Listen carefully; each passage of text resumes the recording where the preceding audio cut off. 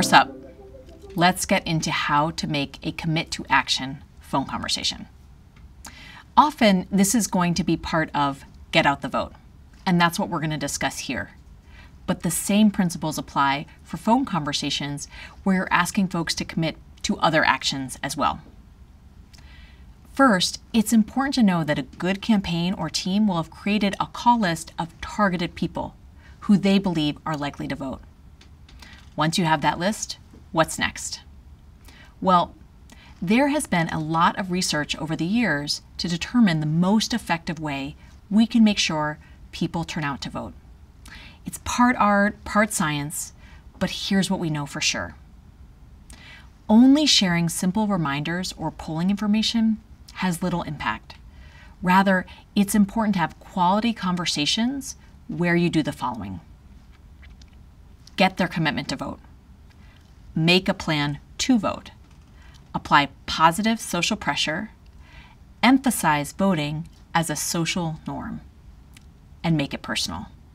Here's how you bring all of these together. First, of course, you start with a warm introduction. Hi, is Chris there? Hi, Chris. My name's Meg, and I'm a local volunteer just calling to make sure my neighbors are planning on voting in the upcoming election. Then you have your first ask. Are you still planning on supporting candidate X on Tuesday? You can then move to showing how voting is a social norm.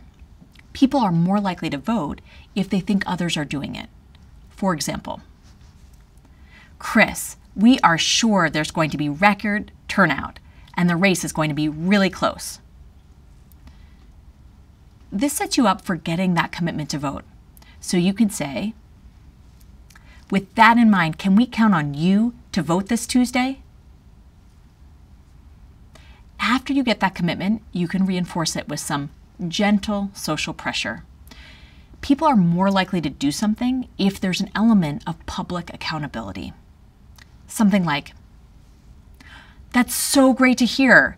Thanks so much for being the kind of person who votes and setting a great example for the neighborhood. Then it's time to make a plan. This is one of the most effective ways to turn out voters. People are more likely to do something if they can visualize both the steps and the outcome. It can be as simple as, okay, Chris, I know it always helps me to make a plan to vote. Do you know if you'll be voting in the morning, midday, or evening? Do you know where you vote? Do you have transportation to get there?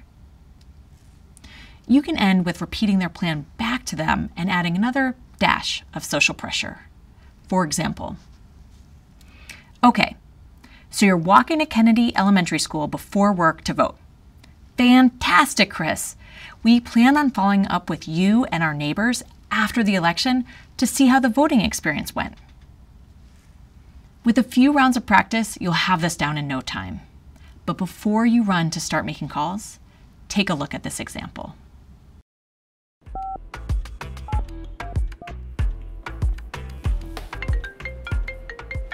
Hello? Hi, is Miles home? This is he.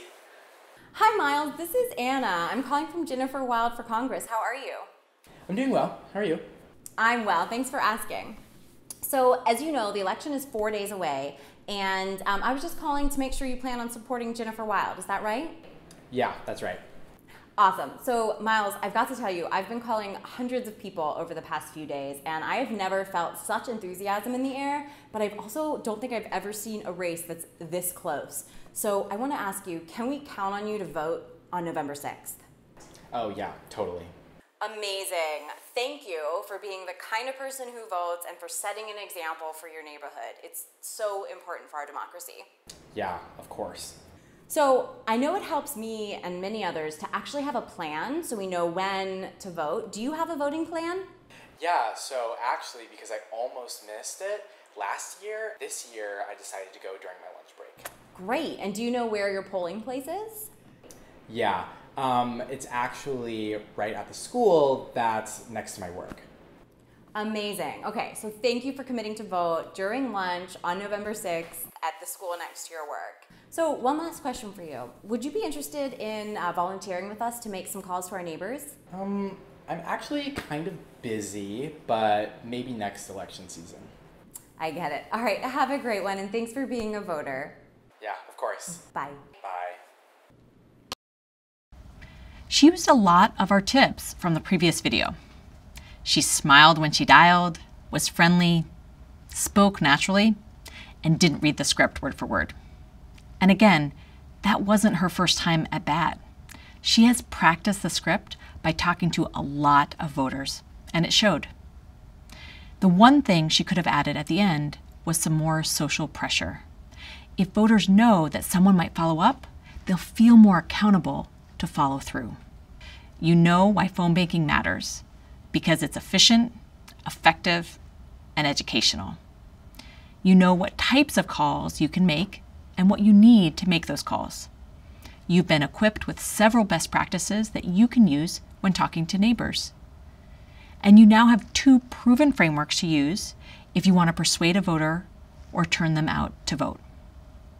Be sure to check out the resources below and the questions provided to check your understanding of the material.